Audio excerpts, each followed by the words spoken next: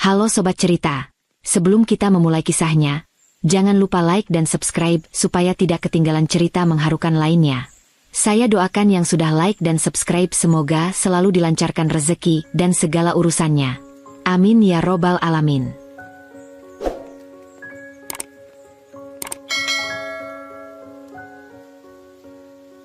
Aku selalu percaya bahwa kebahagiaan tidak selalu datang dari harta benda. Hidup sederhana, menurutku, sudah cukup untuk membuat hati merasa damai. Aku tumbuh di sebuah desa kecil dengan keluarga yang sederhana namun penuh kasih. Ayahku seorang guru, ibuku seorang penjahit. Mereka tidak pernah memberikan kami harta yang banyak, tapi mereka selalu mengajarkan aku untuk bekerja keras dan berbuat baik kepada orang lain. Aku ingat, meskipun kami tidak kaya, kami selalu merasa cukup. Setelah lulus kuliah, aku pindah ke kota untuk meraih impian. Aku mulai bekerja di sebuah perusahaan pemasaran yang cukup terkenal, meskipun tidak sebesar yang aku harapkan. Pekerjaanku tidaklah mewah, tapi cukup untuk membayar sewa rumah kecil yang kumiliki dan memenuhi kebutuhan sehari-hari.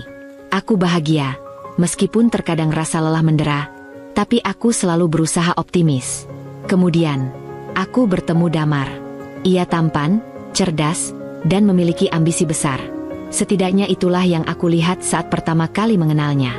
Kami menikah setelah beberapa tahun berpacaran, dan meskipun aku tahu hidup kami tidak akan mudah, aku percaya bahwa dengan usaha dan cinta, kami bisa menghadapinya bersama. Namun, kenyataan tak selalu sesuai harapan. Setelah menikah, Damar mulai berubah. Aku tidak tahu kapan tepatnya semuanya dimulai, tapi perlahan aku mulai merasakannya. Damar merasa frustrasi dengan keadaan kami yang tidak berkembang.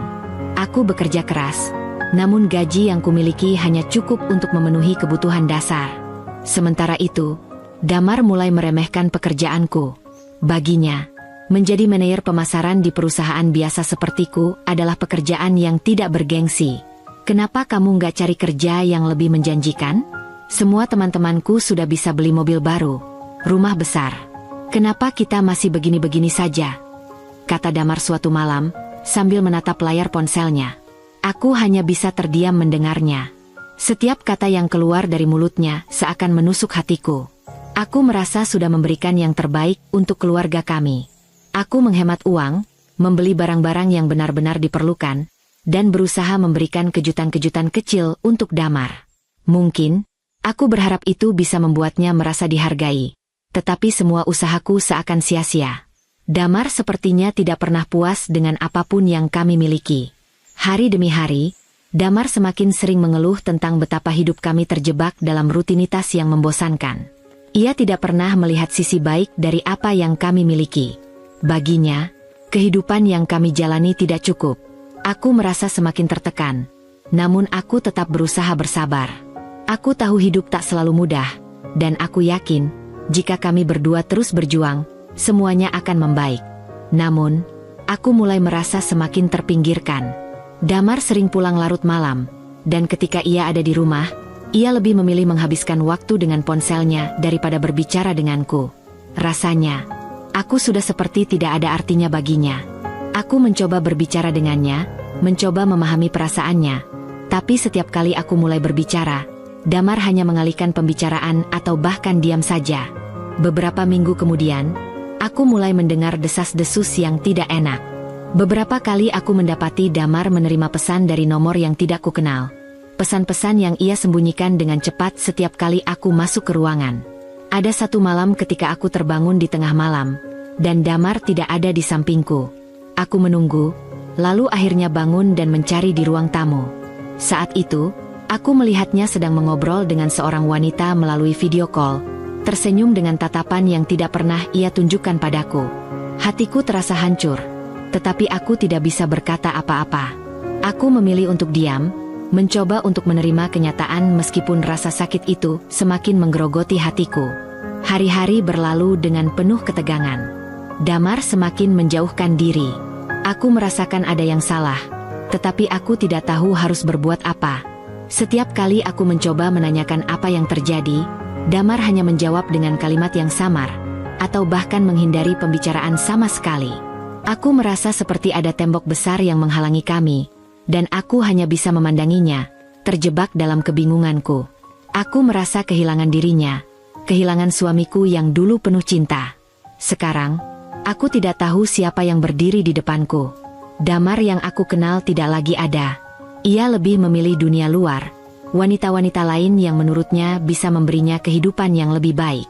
Pada satu malam, saat aku sedang mencuci piring di dapur, Damar pulang larut malam dengan aroma alkohol yang tajam. Aku tidak berkata apa-apa saat ia masuk, meskipun aku tahu ia sedang tidak dalam keadaan baik. Ia langsung berjalan ke kamar dan melemparkan dirinya ke tempat tidur, menatap langit-langit dengan kosong.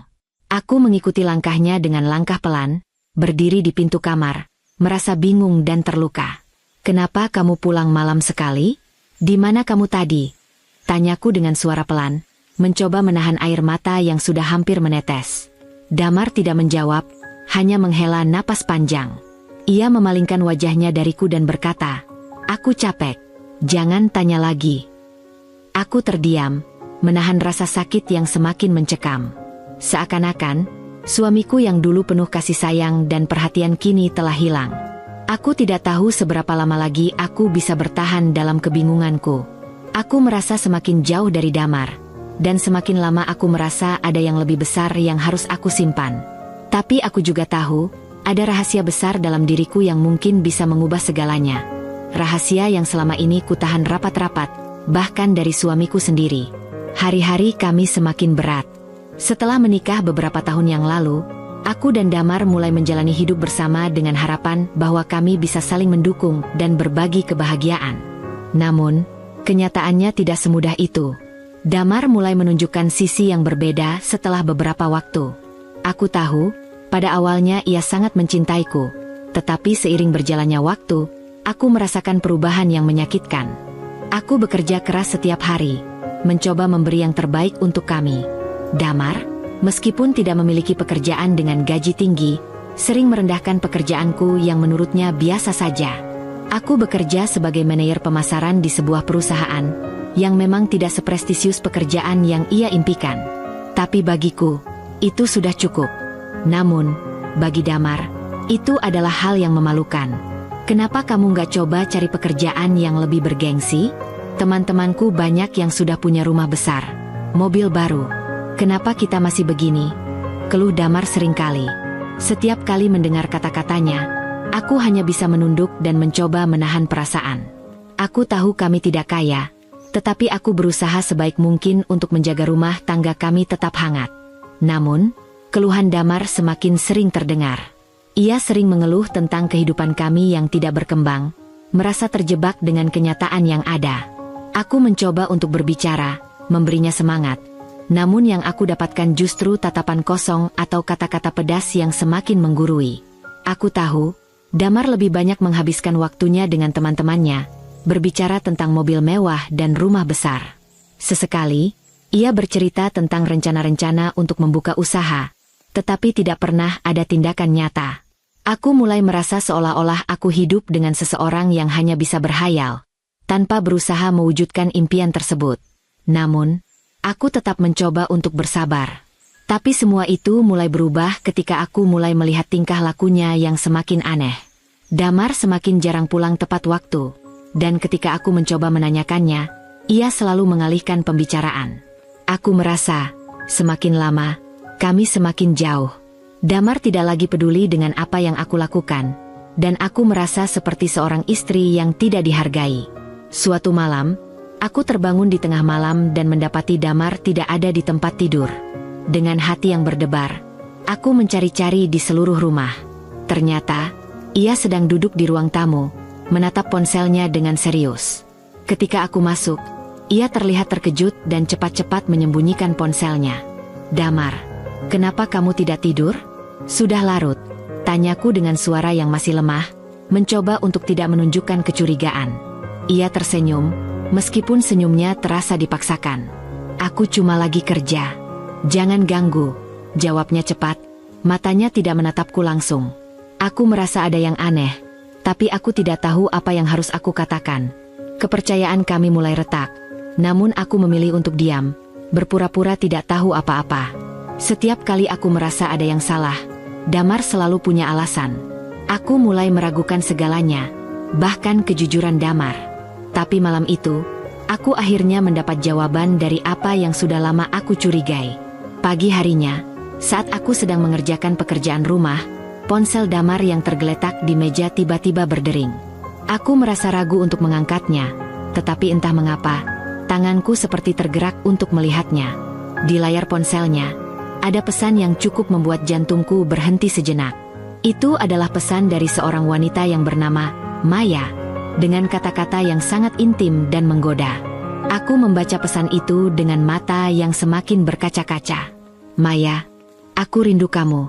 Damar, kapan kita bisa ketemu lagi? Aku ingin kamu berada di sampingku, seperti dulu. Aku merasa dunia ini seakan runtuh. Semua rasa sakit dan kekecewaan yang aku pendam selama ini muncul begitu saja. Damar, suamiku, ternyata telah berselingkuh. Semua keluhan dan ketidakpuasan yang selama ini dia ungkapkan ternyata hanyalah alasan untuk mencari perhatian dari wanita lain. Aku merasa tidak percaya. Aku menatap layar ponsel itu beberapa saat, tak tahu harus berbuat apa. Rasa sakit yang kurasakan semakin dalam. Aku ingin marah, ingin menjerit, tetapi aku tidak bisa. Aku merasa seolah-olah ada sesuatu yang pecah dalam diriku, dan aku tidak bisa lagi menahannya. Ketika Damar pulang malam itu, aku memutuskan untuk berbicara dengannya. Aku menunggu hingga ia selesai mandi dan duduk di meja makan. Ia terlihat lelah, seperti biasanya. Aku menatapnya, mencoba mengatur kata-kata yang tepat. Hatiku begitu berat, tetapi aku tahu aku tidak bisa menunda-nunda lagi. Apa yang terjadi, Damar? Tanyaku pelan, suaraku bergetar. Kenapa kamu seperti ini? Damar menatapku, lalu menunduk. Ia tidak langsung menjawab. Aku capek, Nat. Capek dengan semuanya. Jawabnya akhirnya. Ia seakan menghindar dari tatapanku. Capek dengan apa, Damar? Apa aku tidak cukup baik untukmu? Tanyaku, mencoba menahan air mata yang hampir jatuh. Damar hanya terdiam. Ia tidak menjawab. Aku tahu dia tidak akan mengaku, bahkan meskipun aku sudah tahu apa yang sebenarnya terjadi. Damar tidak pernah merasa cukup puas dengan hidup kami yang sederhana. Ia lebih memilih mencari kebahagiaan di luar sana, dengan wanita yang bisa memberinya segala yang dia inginkan. Damar, aku tahu tentang Maya. Aku tahu apa yang terjadi, kataku dengan suara yang terdengar seperti bisikan. Kenapa kamu harus menghancurkan ini semua? Kenapa kamu harus menyakitiku seperti ini? Damar terkejut. Wajahnya memucat. Ia tidak tahu apa yang harus dikatakan. Nadia, kata-katanya terbata-bata. Aku menatapnya dengan tatapan yang penuh luka. Aku sudah cukup sabar, Damar. Aku sudah cukup menerima semua keluhan dan hinaanmu. Tapi aku tidak bisa terus begini. Aku tidak akan lagi menjadi wanita yang selalu ada untukmu, hanya untuk disia-siakan. Damar terdiam, tidak tahu bagaimana harus menghadapi situasi ini. Aku sudah merasa cukup. Aku tidak akan membiarkan diriku dihina lebih jauh lagi. Damar menatapku, lalu menunduk. Ia tidak langsung menjawab. Aku capek, Nat. Capek dengan semuanya. Jawabnya akhirnya. Ia seakan menghindar dari tatapanku. Capek dengan apa, Damar? Apa aku tidak cukup baik untukmu? Tanyaku, mencoba menahan air mata yang hampir jatuh. Ia menghela napas panjang, mengalihkan pandangannya dari televisi dan menatapku dengan ekspresi yang sulit dibaca. Aku bosan, Nadia.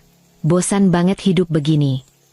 Aku terkejut mendengar kalimat itu keluar dari mulutnya. Bosankan apa, Damar? Tanyaku, mencoba menahan emosi yang mulai membuncah di dada. Dengan kehidupan kita yang begini-begini aja. Jawabnya, suaranya penuh penekanan. Kamu pikir hidup kita ini menyenangkan? Tidak ada perkembangan, tidak ada kemajuan. Semuanya berjalan begitu datar dan membosankan. Kita cuma hidup dengan apa yang kita punya sekarang. Yang biasa-biasa aja. Aku butuh lebih dari ini. Nadia, aku ingin hidup yang lebih baik. Aku terdiam sejenak, mencoba mencerna kata-kata itu. Aku merasa seperti ada yang pecah dalam hatiku. Damar tidak hanya merasa bosan dengan kehidupan kami yang sederhana, tetapi ia juga mulai merendahkan segala usaha yang telah aku lakukan untuk membuatnya bahagia. Semua perjuanganku untuk menjaga rumah tangga ini terasa sia-sia. Apa maksudmu, Damar? Tanyaku. Suaraku mulai gemetar. Kamu tidak bisa begitu saja menganggap hidup kita yang biasa ini tidak berharga. Aku sudah berusaha sebaik mungkin, bekerja keras, agar kita bisa bersama. Apa kamu tidak melihat itu? Damar menatapku dengan tatapan yang penuh kebencian. Aku sudah cukup hidup dalam kebohongan ini, Nadia. Aku lelah hidup dengan kamu yang tidak punya apa-apa. Kamu pikir aku nggak tahu? Kamu mungkin merasa puas dengan apa yang kita punya. Tapi aku tidak. Kamu cuma seorang manajer pemasaran di perusahaan kecil itu. Dan aku selalu merasa seperti orang bodoh yang terjebak dalam kehidupan yang monoton. Tiba-tiba, rasanya dunia seakan berhenti berputar. Kata-kata itu melukai lebih dalam daripada yang bisa kubayangkan. Ia benar-benar merendahkanku. Bahkan tidak hanya terhadap pekerjaanku, tetapi terhadap diriku sebagai manusia. Aku yang selalu berusaha memberikan yang terbaik, yang selalu mencoba menjadi istri yang baik, kini diperlakukan seperti orang yang tidak berarti apa-apa. Apa kamu benar-benar merasa seperti itu, Damar?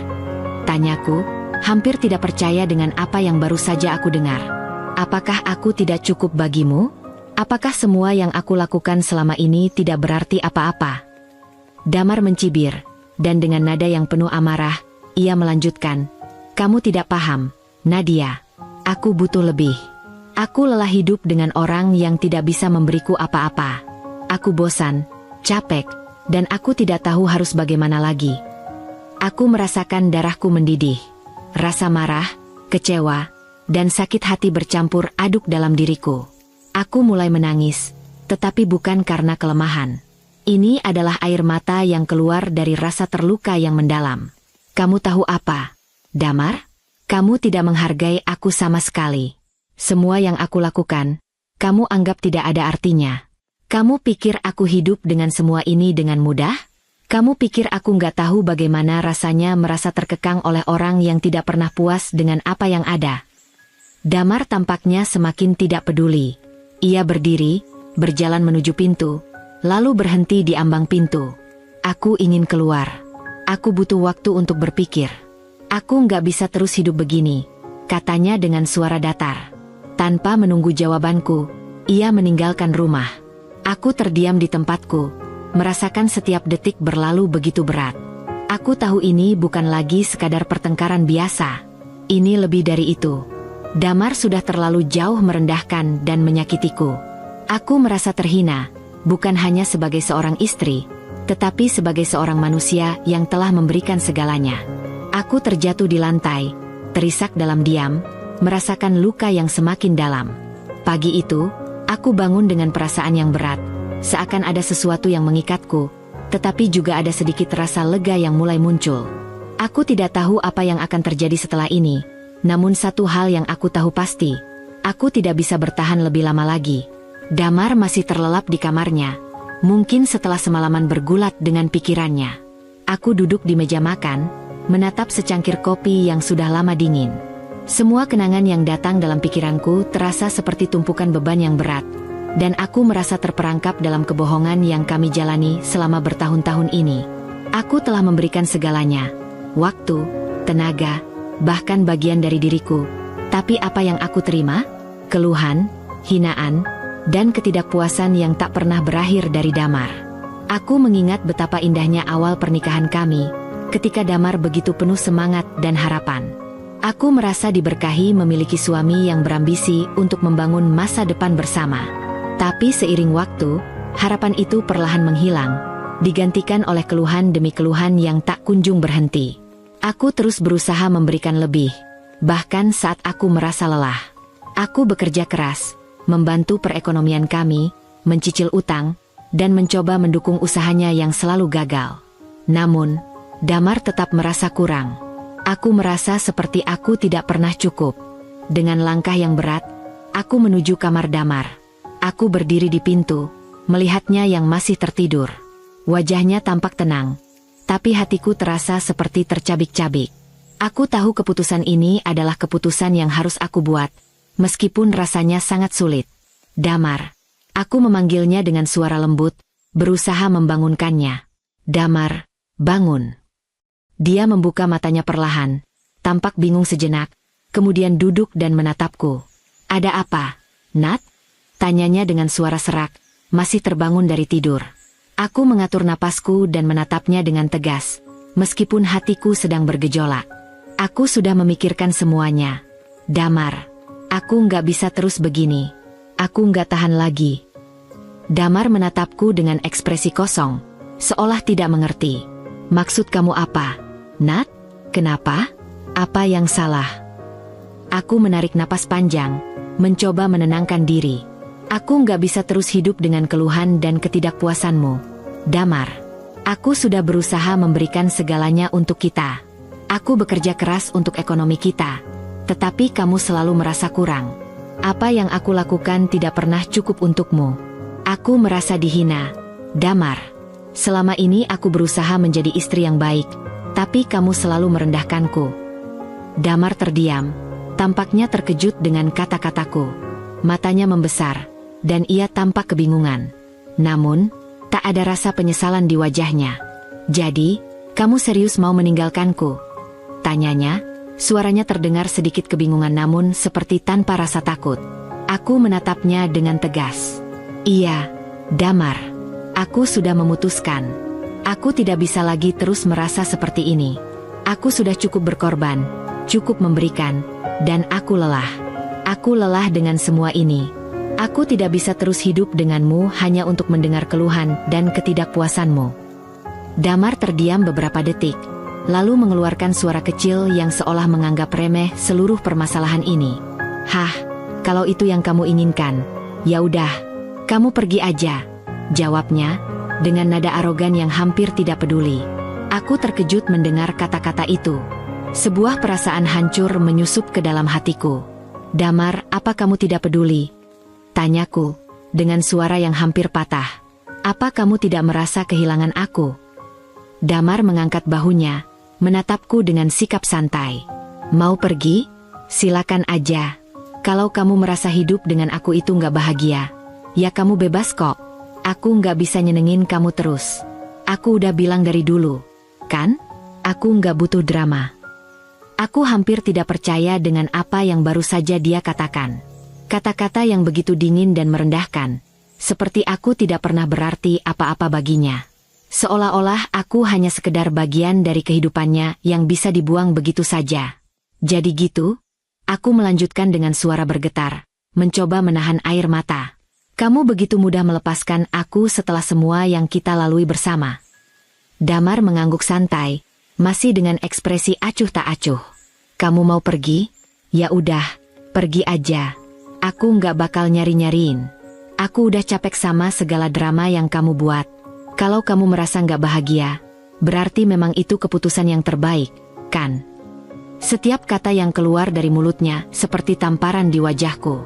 Semua pengorbananku, semua usaha keras yang aku lakukan, seakan-akan tidak berarti apa-apa.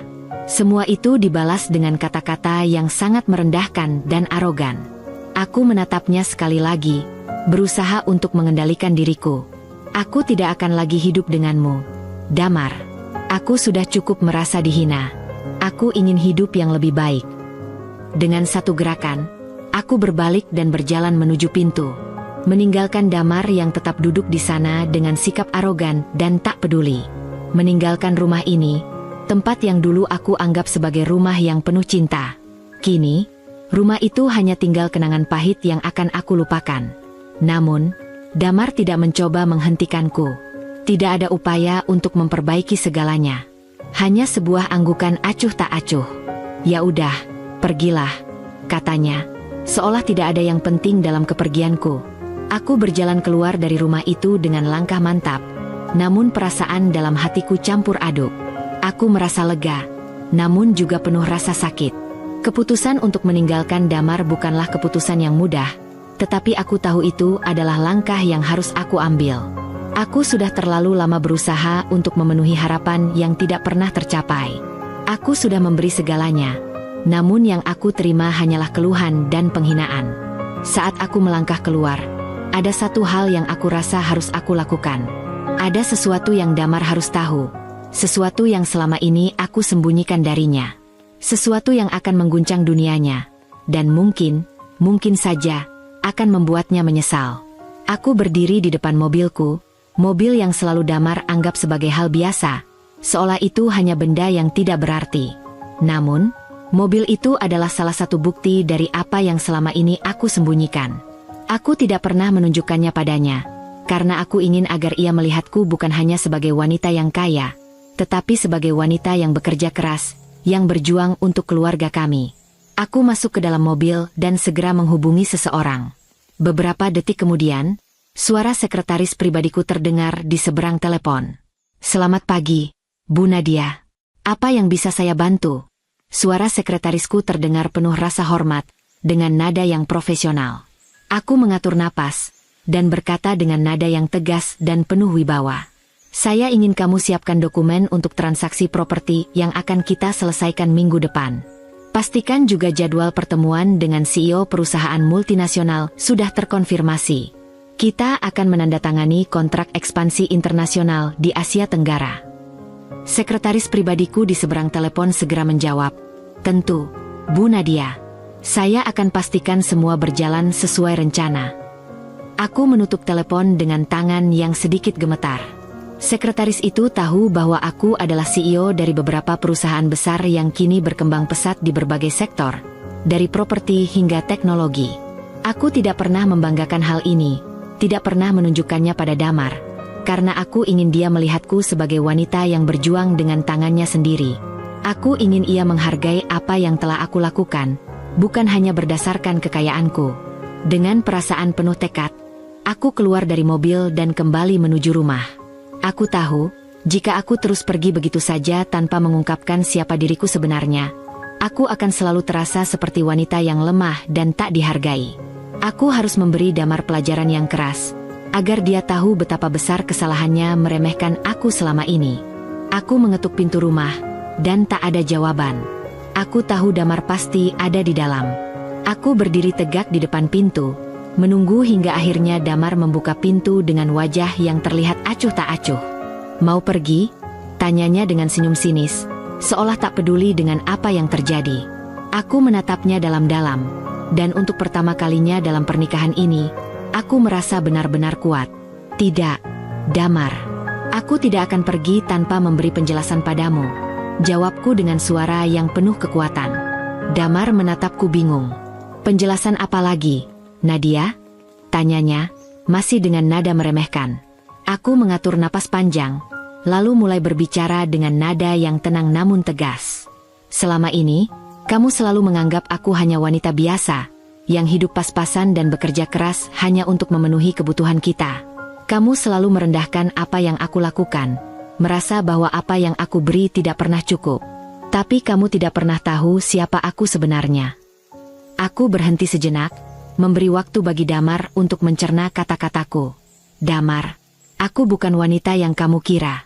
Aku adalah CEO dari beberapa perusahaan besar yang bergerak di berbagai sektor. Aku memiliki aset yang jauh lebih besar dari yang pernah kamu bayangkan. Aku memiliki perusahaan properti yang tersebar di seluruh negeri, investasi di pasar saham yang menghasilkan miliaran, serta jaringan bisnis internasional yang kuat." Aku mengambil ponselku dan menunjukkan kepadanya beberapa foto dan dokumen yang ada di layar. Foto-foto proyek-proyek besar yang aku pimpin, laporan keuangan yang menunjukkan pertumbuhan perusahaan yang pesat, serta pertemuan-pertemuan dengan para eksekutif perusahaan global.